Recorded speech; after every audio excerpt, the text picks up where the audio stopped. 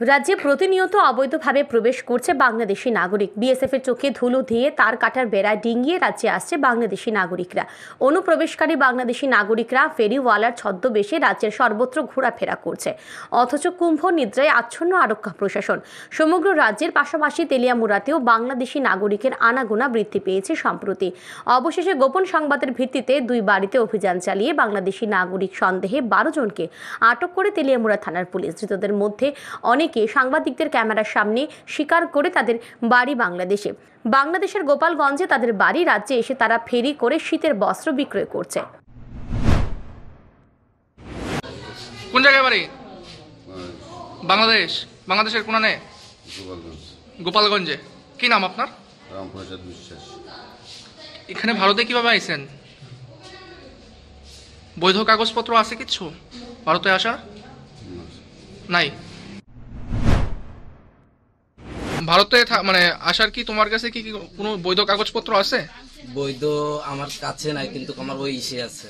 কোন দেশে আছে? কলকাতায় আছে। কলকাতায় আছে। কি আছে তোমার বৈধ কাগজপত্র? আধার কার্ড আছে।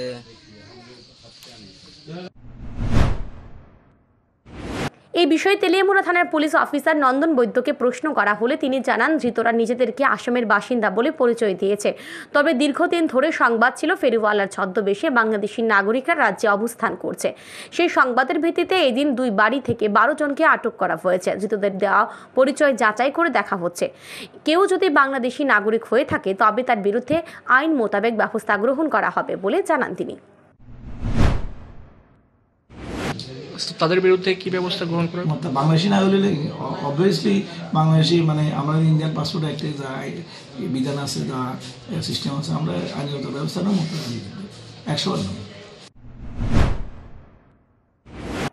শুধুমাত্র তেলিয়ামুড়া নয়, রাজ্যের সর্বত্র বাংলাদেশি নাগরিকেরা আনাগোনা বৃদ্ধি পেয়েছে। বাংলাদেশি নাগরিকরা অবৈধভাবে রাজ্যে প্রবেশ করে রাজ্যের অবস্থান করছে, অথচ পুলিশের গোয়েন্দা শাখা কুম্ভ নিদ্রায় আচ্ছন্ন। এখন দেখার বাংলাদেশি নাগরিকদের অনুপ্রবেশ রুখতে আগামী দিনে পুলিশ কি ব্যবস্থা গ্রহণ করে। Bureau report, news today.